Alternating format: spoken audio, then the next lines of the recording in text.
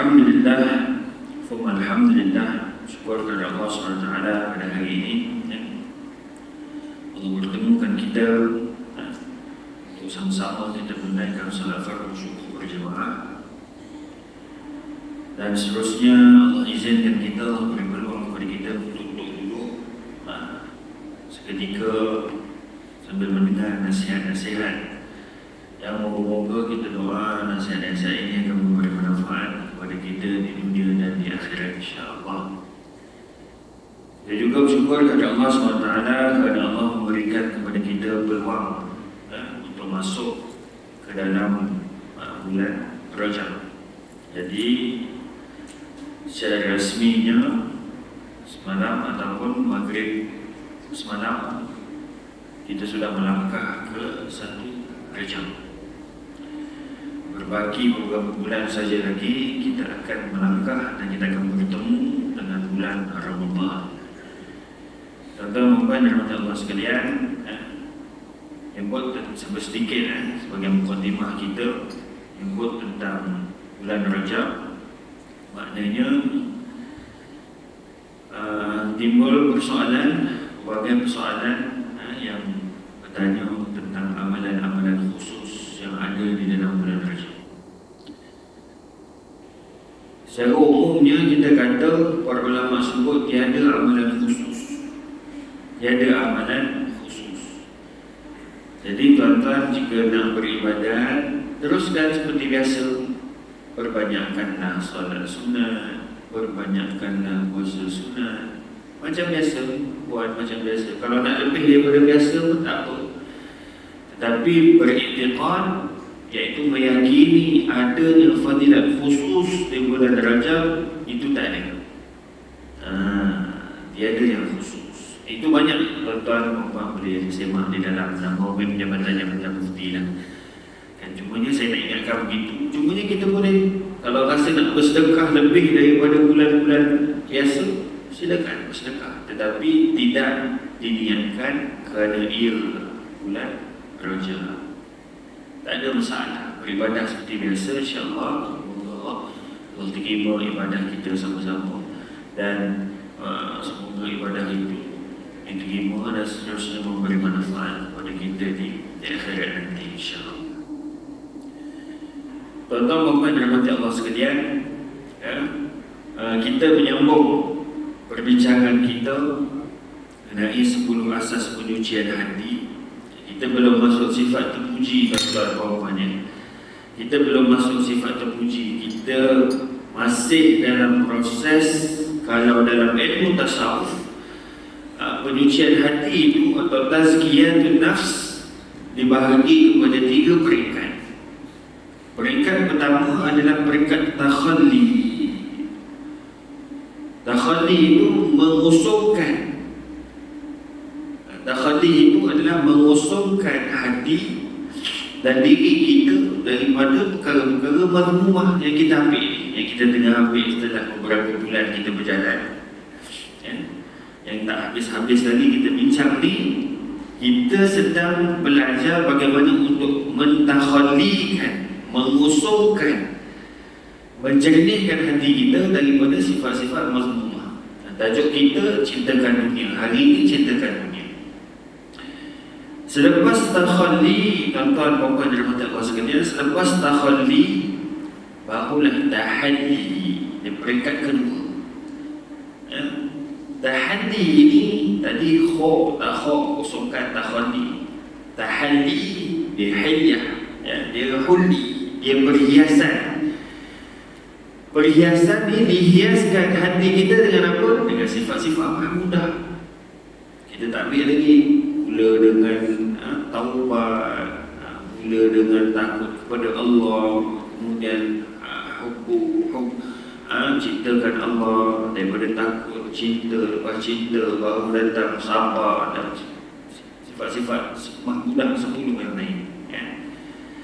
Selepas selesai takhalli kita dah kosongkan, kita isi pula, kita hiasi hati dan diri kita dengan tahalli, dengan sifat-sifat mahmudah, dan hasilnya barulah kita dapat tajalli. Terserah terpancar kesan daripada sifat-sifat buruk yang kita buang, dan kesan daripada kita mengisi hati kita dengan sifat-sifat mahmudah, dan akhirnya dia terjadi, dia tersernak, dia terpamerkan kepada kita benda-benda yang kita panggil istimewaan ataupun kelebihan yang Allah bagi kepada orang-orang yang bersih hatinya, insya-Allah. Jadi hari ini kita masih lagi dalam perjalanan kita, jauh lagi kita masih dalam bab takhalli, iaitu mengusupkan diri kita daripada sifat tercela yang ketujuh. Pertemuan yang lepas pada bulan 12 kita ceritakan dunia tapi tak habis. Hari ini kita sempurnakan insya-Allah dan kita habiskan sifat tercela yang ketujuh, iaitu cintakan dunia. Seperti biasa tuan-tuan, buku yang kita gunakan adalah buku cetakan Jabatan Mufti Negeri Selangor, 10 Asas Penyucian Hati, karya Al-Imam Hujjatul Islam Abu Hamid Al-Ghazali, meninggal tahun 505 Hijrah. Pada buku surat tuan-tuan boleh download buku ni free ya dekat website Jabatan Mufti Selangor. Buku surat 153, tajuk permusuhan dunia terhadap akhirat. Qala al-muallif rahimahullah wa nafa'ana wa iyyakum bi ulumi fi darin amin. Semoga ilmu yang kita ambil daripada Imam Ghazali ini, buku yang kita baca ini memberi manfaat kepada kita di dua rumah kita, fi darin amin, iaitu di dunia dan juga di akhirat. Bismillahirrahmanirrahim. Permusuhan dunia terhadap akhirat. Kita sebelum ini kita dah cerita bagaimana Imam Ghazali bagi contoh perumpamaan bagaimana kehidupan kita kat dunia ni sebenarnya untuk apa. Jadi itu semua benda yang berulang-ulang diingatkan, sentiasa diingatkan. Baca kat sini diingatkan lagi, ulang-ulang benda tu. Tapi kita ambil, moga-moga dia berkesan kepada kita. Bismillahirrahmanirrahim. Orang yang mengenali dirinya, mengenali Tuhannya, mengenali hiasan dunia dan mengenali akhirat, berbekal cahaya kearifan dia menyaksikan wajah permusuhan dunia terhadap akhirat. Sebab telah tersingkap baginya dengan pasti bahawa tidak ada kebahagiaan di negeri akhirat kecuali bagi orang yang lebih mengutamakan Allah yang Maha Suci dengan makrifat dan cintanya. Dalam bab ini, dalam perkara ini, Imam Ghazali mengenali dirinya, orang yang mengenali dirinya. Kenal itu tuan-tuan dia perlu kepada ilmu. Kenal dia mesti melalui ilmu, dia mesti diambil melalui para ulama, orang yang tahu, orang alim, orang yang kita kata ada autoriti untuk berkongsi ilmu itu. Jika tidak, maka mengenali itu yang kita cerita tentang mengenali dirinya, mengenali Tuhannya, dia akan kenal benda yang lain. Dan banyak kali juga saya ulang, kita dah tahu Selangor ni antara di Malaysia antara juara ajaran sesat. 50 lebih ajaran sesat kita, daripada 100 itu 50 ada di Selangor.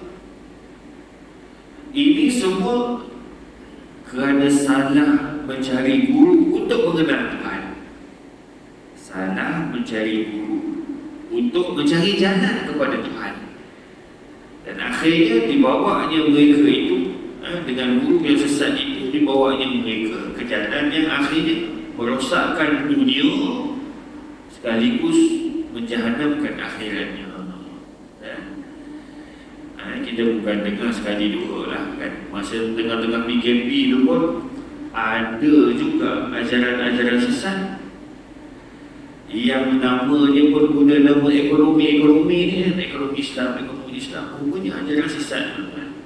Guna nama ekonomi Islam tetapi ajaran sesat. Duduk kat mana? Dalam hutan. Polis datang, polis serbu. Sebab apa? Dia langgar PKPD kan semua. Salah mengenali. Jadi penting untuk kita kenal kenal diri kita, kenal Allah, dan akhirnya mengenali hiasan dunia dan mengenali akhirat. Jadi di situlah dengan kita mengenali, kenal yang sebenar-benarnya, inilah yang kelaknya akan membawa kita ke jalan yang kita nak dan kita idam-idamkan, iaitu firman Allah Subhanahu wa Ta'ala. Seterusnya, sesungguhnya cinta tidak akan diraih kecuali dengan zikir berterusan. Sesungguhnya makrifat tidak akan diperoleh kecuali dengan mencari dan berfikir terus-menerus. Tidak ada kesempatan untuk memperoleh kedua-duanya kecuali orang yang menolak kesibukan dunia. Makrifat dan cinta tidak akan mampu bersemayam di hati selagi hati tidak dibebaskan daripada cinta kepada selain Allah Subhanahu wa Ta'ala.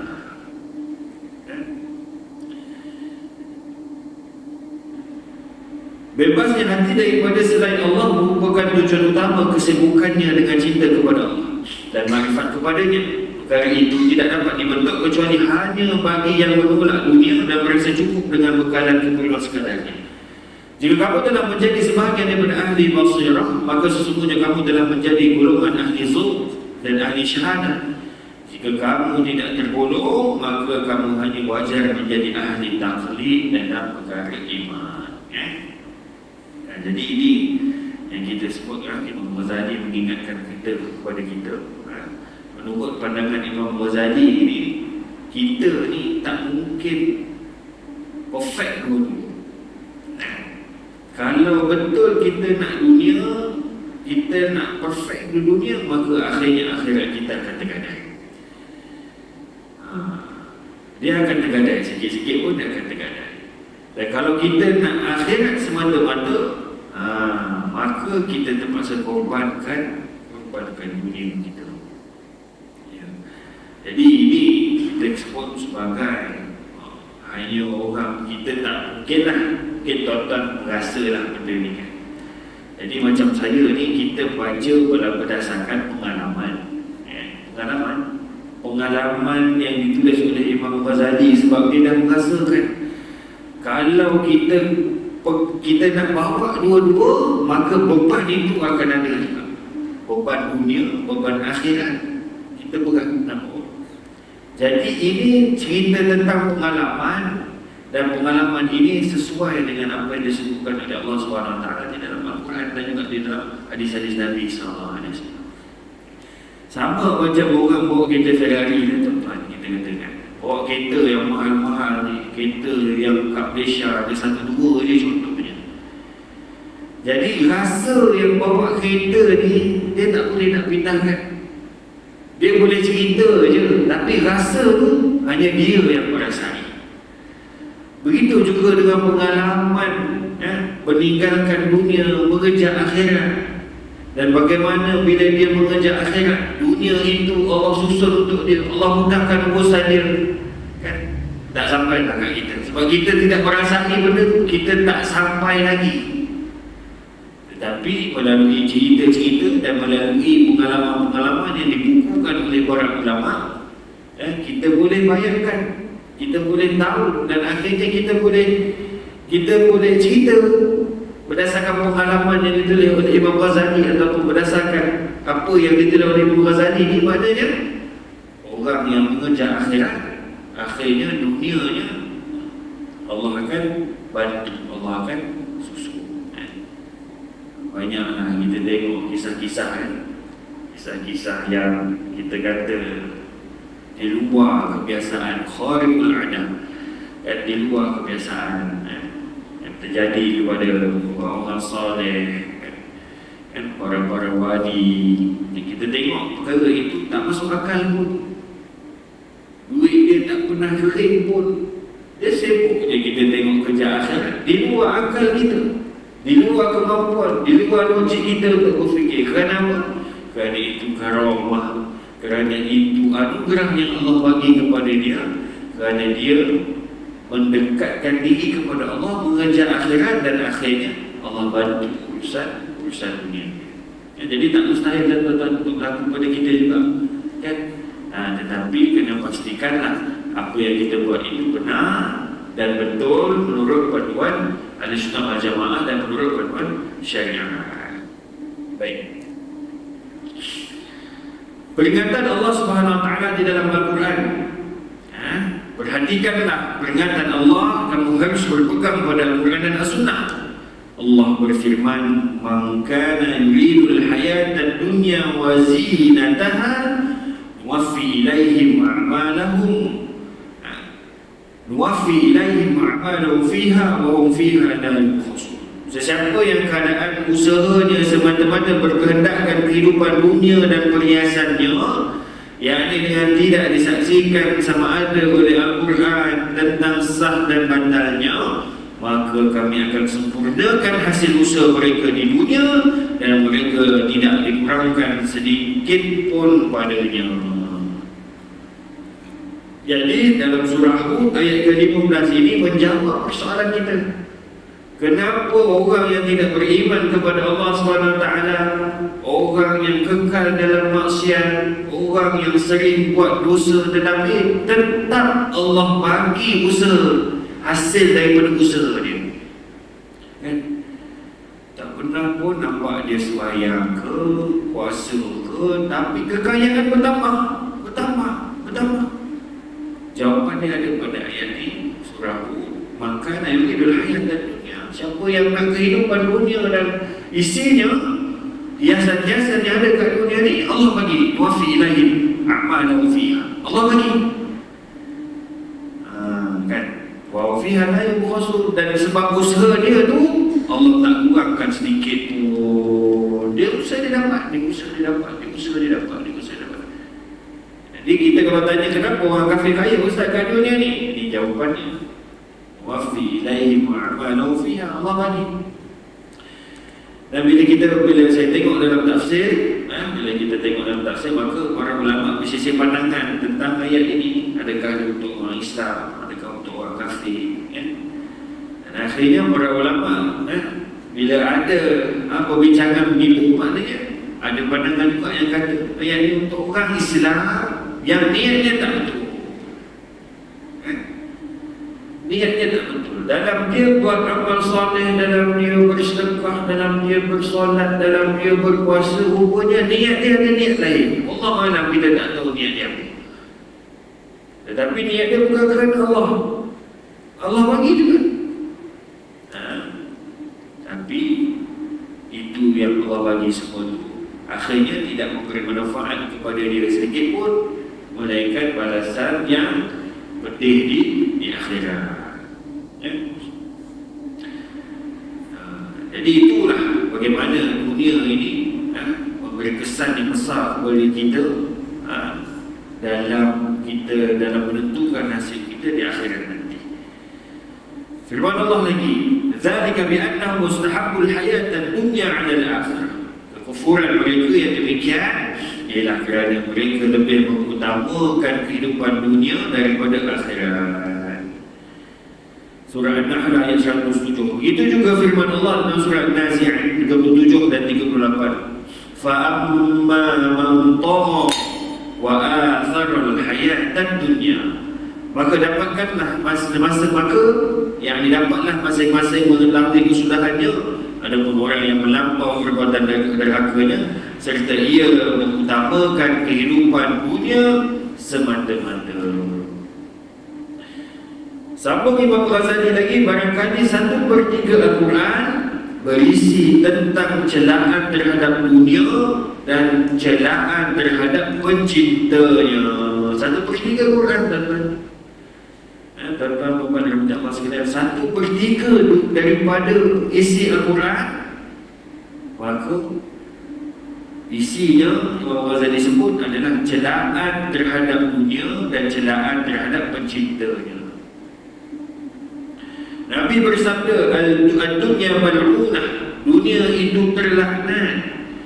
Mal'unun ma fiha, terlaknat pula yang berada di dalamnya. Illa ma kana lillahi ta'ala minha, kecuali yang ada bahagian Allah Subhanahu wa ta'ala di dalamnya. Betul tuan-tuan, dunia ini dicipta dunia ini dicipta untuk orang kafir. Ataupun orang kafir dicipta untuk merasai kebahagiaan di dunia. Sedangkan orang Islam dicipta untuk merasai kenikmatan di akhirat. Jadi dunia ini terlaknat pula yang berada di dalamnya, kecuali ada bahagian Allah Ta'ala di dalamnya. Maknanya setiap apa yang kita kerjakan di atas muka bumi ini, janganlah sekali-sekali kita lupakan niatnya hanya untuk mendapat keredaan Allah Subhanahu Wa Ta'ala. Kalau macam saya kalau yang pergi kerja, setiap pagi pergi kerja, niatkan aku keluar ni untuk mencari rezeki yang halal. Cari rezeki yang halal ni sebab memberi nafkah kepada ahli keluarga itu wajib. Jadi menunaikan kewajipan itu bukan satu ibadah. Jadi ibadah yang aku buat ini yang berharap mendapat keredaan Allah Subhanahu Wa Ta'ala. Kita tolong, kita buat baik dengan jiran sebelah bukan sebab agama dia, bukan sebab bangsa dia, tetapi kita buat baik dengan jiran sebelah kerana Nabi suruh, Allah suruh buat baik dengan semua makhluk. Buat baik tanpa syarat. Sebab dia Melayu sama Melayu, sebab kita sama-sama Islam, kita buat baiklah. Habis kalau bukan Islam, kita buat jahatlah dengan dia. Bukan begitu, tuan-tuan. Maknanya kita buat baik, setiap benda yang kita niatkan kebaikan itu, niatkan itu adalah untuk Allah SWT. Tapi kalau nak dapat jiran yang kita kata agak kuat menyenangkan, itu ujian, tuan-tuan. Kalau dapat jiran yang kuat menyenangkan, maknanya Allah nak bagi kita pahala dekat jiran kita. Maknanya Allah nak bagi pahala daripada ujian daripada jiran. Kerana kita tahu dunia malunah, dunia ini terlaknat. Melainkan yang ada kita niatkan untuk Allah SWT di dalam. Seterusnya, ya ajaban kullal ajab lil musaddiq bidaril khulud wa huwa yas'a li daril khulud. Sungguh sangat mengagumkan bagi orang yang membenarkan hari akhirat tetapi dia bekerja untuk negeri yang penuh dengan penipuan. Betulkan niat, maknanya peringatan untuk kita adalah perbaiki niat kita.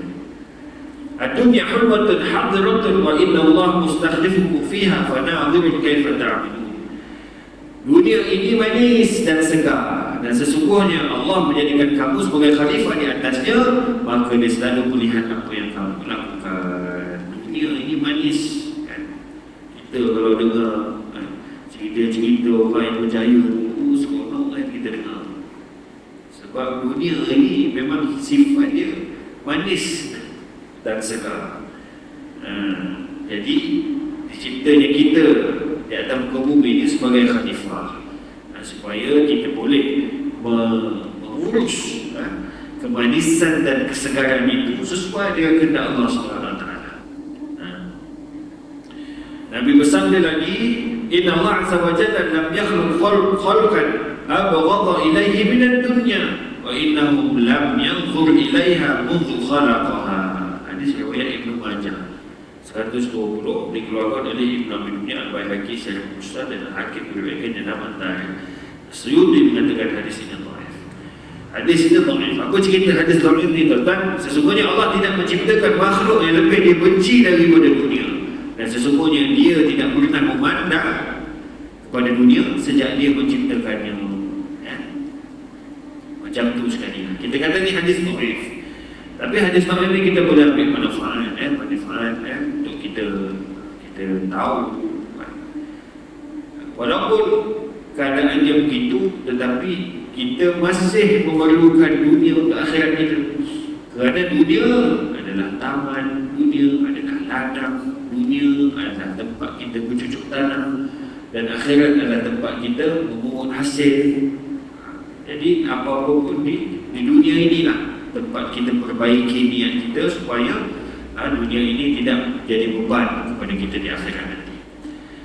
Nabi bersabda, Man asbaha wa dunya akbaru habbihi falaysa min Allah fi syai' wa alzama Allah qalbahu arba khisal hamman la yanqati' anhu abada wa shughlan la yatafarraqu anhu abada wa faqran la yablughu ghinahu abada wa amalan la yablughu muntahahu abada. Barang siapa yang menjalani harinya dan menjadikan dunia sebagai perhatian besarnya, maka dia tidak akan dapat apa pun dari Allah dan hatinya akan selalu diisi oleh 4 perkara. Kalau bangun pagi fikir dunia je, hari ini fikir dunia je kerja ni kan. Dunia semata lah tuan-tuan. Tapi kalau kita bangun pagi kerja betul-betul niat kerana Allah, rezeki yang halal, itu lain dah cerita dia kan. Orang siapa maka hatinya akan diisi oleh 4 perkara. Pertama, kebimbangan yang tak akan pernah lepas selamanya. Masih bimbang, dia rasa tak cukup lagi. Padahal dalam bank account banyak dah, tapi tak cukup lagi. Sebab apa? Dia bimbang rasa tak cukup itu. Dia tidak ada rasa cukup. Yang dipanggil sebagai qanaah di dalam Islam. Kemudian kesibukan yang tiada henti selamanya. Duk sibuk aja. 24 jam dengan telefon, duk deal order, duk deal delivery lah, contohnya kan. Duk main saham dekat telefon, duk sibuk dengan telefon aja. Kan? Dekat masjid pun masih kita tengok saham naik turun kan. Imam dah komak, Bilal dah komak ni tengok sikit nak buy nak sell kan. Kesibukan yang tak ada henti selamanya, kefakiran yang tak akan pernah cukup selamanya. Dan akhir sekali, dan keinginan yang tak pernah tercapai selamanya. Akhirnya apa yang didapat pun sebenarnya tidak terbalas ataupun tidak seimbang dengan akhirat dia. Baik.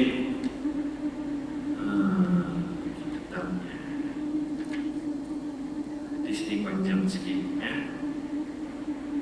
Tapi dia menarik untuk kita ambil, insyaAllah. Abu Hurairah berkata, Nabi bersabda, ya Abu Hurairah ta'ala urikat dunia jami'aha, wahai Abu Hurairah, maukah kamu aku perlihatkan dunia seluruhnya? Abu Hurairah menjawab, tentu wahai Rasulullah. Kemudian baginda memegang tanganku pada tempat sampah yang berisi tengkorak manusia, kotoran manusia, kain-kain lama, kain-kain bekas yang orang dah tak gunakan lagi, dan tulang-tulang. Lalu Rasulullah bersabda, wahai Abu Hurairah, tengoklah tengkorak-tengkorak ini dahulunya sangat tamak, seperti ketamakan kamu dan keinginan, seperti keinginan kamu. Kemudian ia sekarang hanyalah tulang tanpa kulit, dan kemudian akan menjadi tanah.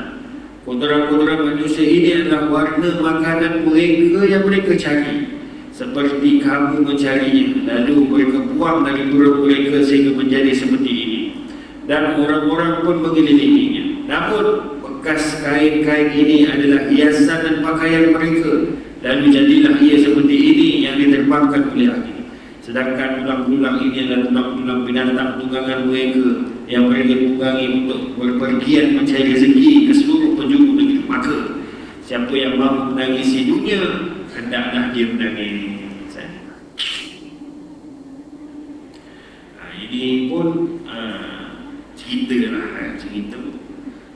Hadisnya pun tidak kuat, cumanya menjadi gambaran kepada kita.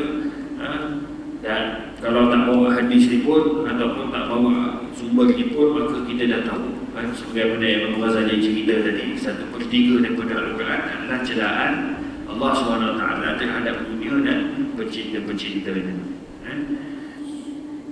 Baik.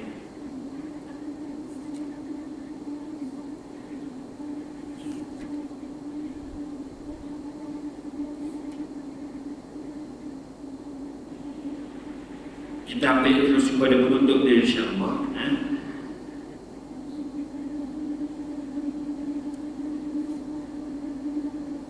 Sayyidina Ali pernah menulis surat kepada Salman Al-Farisi.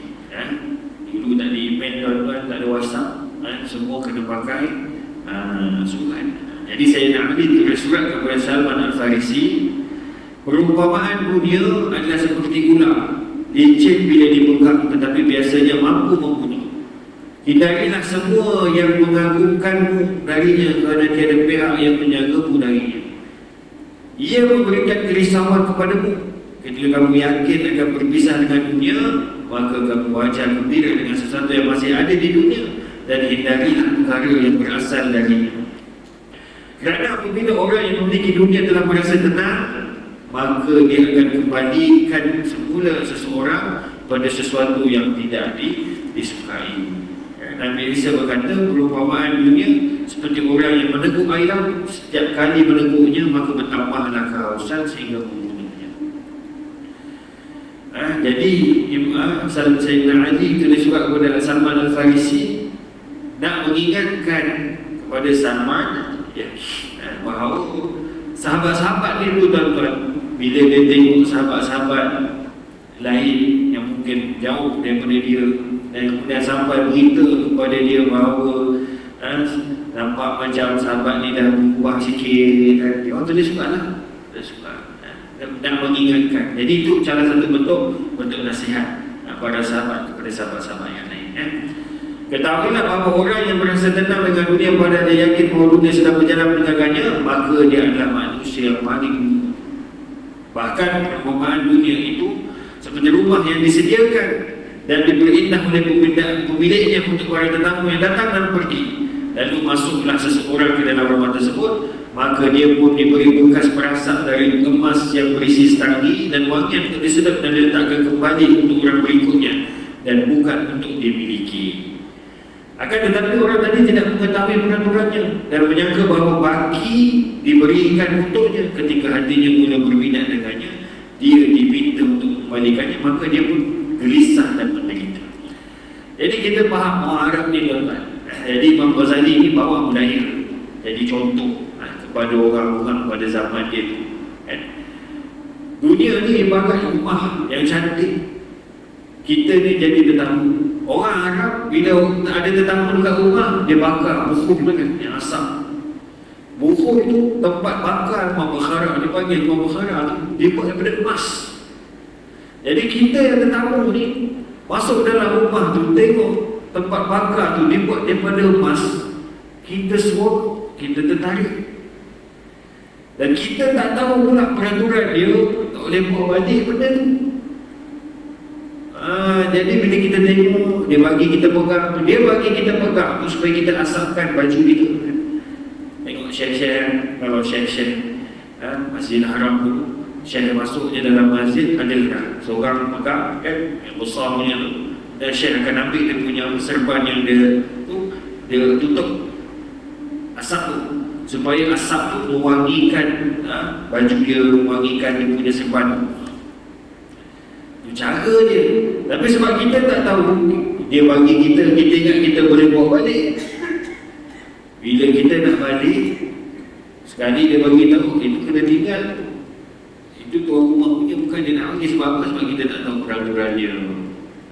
Dan bila dia bagi tahu kena tinggalkan, kita pun resah dan gelisah, menderita. Sebab apa? Hati kita dah terpaut kepada dunia. Dan itulah perumpamaan dunia. Sesiapa sahaja yang tahu tentang peraturan bekas perasaan itu, maka dia akan memanfaatkannya, berterima kasih kepadanya dan mengembalikannya semula kepada pemiliknya dengan senang hati, dan hatinya pun terasa lega. Ialah kalau kita nak katakan dunia ini harta kita amanah, bukan kita punya amanah. Anak-anak pun bukan, memang nampak bin-bin kita semua tu, tapi itu semua amanah. Isteri kita memang dia isteri kita yang sah di dunia, tapi itu amanah. Rumah kita yang besar yang ada sekarang ni, besar ke kecil ke, sekarang ke harta tanah yang kita ada, sejengkal ke, 2 ekar, 40 ekar, itu semua amanah.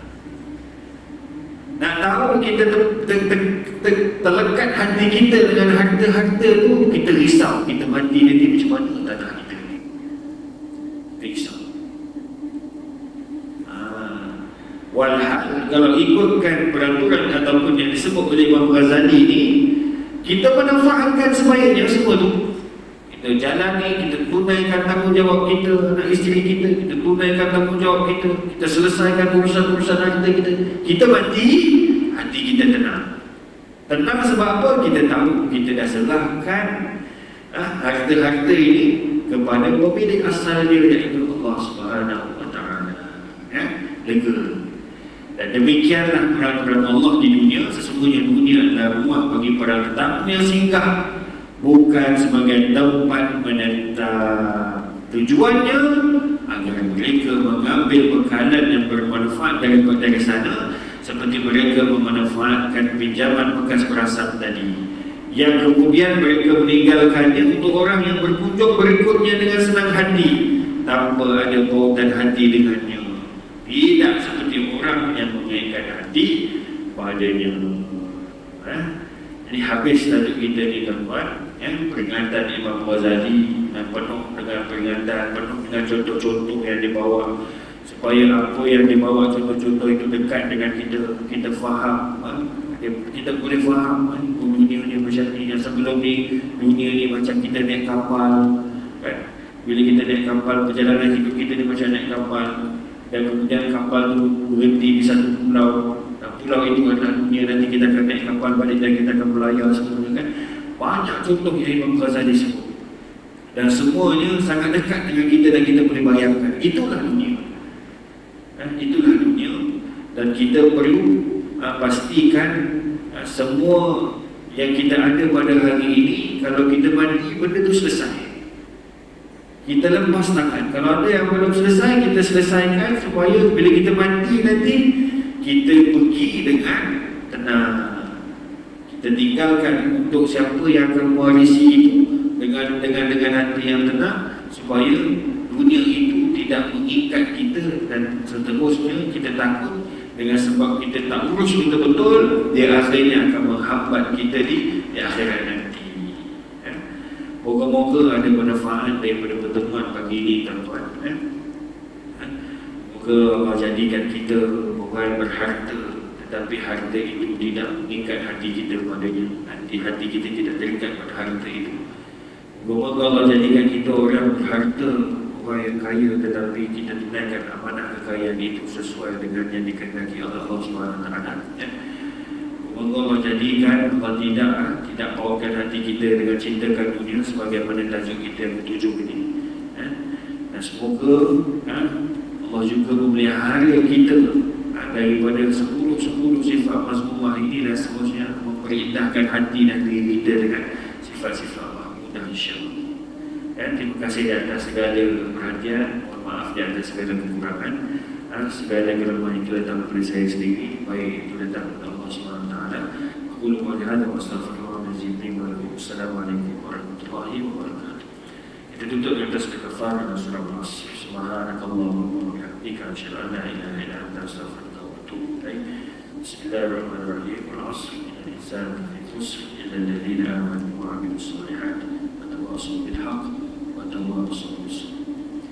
أعوذ بالله من الشيطان الرجيم. بسم الله الرحمن الرحيم.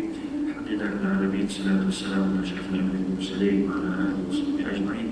اللهم إنا نسألك سلامة في الدين وعافية في الجسد وزيادة في العلم وبركة في الرزق وتوبة قبل الموت ورحمة عند الموت ومغفرة بعد الموت. اللهم هون علينا في سكرات الموت ونجاة من النار والعفو عند الحساب. اللهم بارك لنا في رجب وشعبان وبلغنا رمضان. اللهم بارك لنا في رجب وشعبان وبلغنا رمضان. اللهم بارك لنا في رجب وشعبان وبلغنا رمضان. اللهم ربنا آتنا في الدنيا حسنة وفي الآخرة حسنة وقنا عذاب النار. صلى الله على سيدنا محمد وعلى آله وصحبه وسلم. الحمد لله رب العالمين.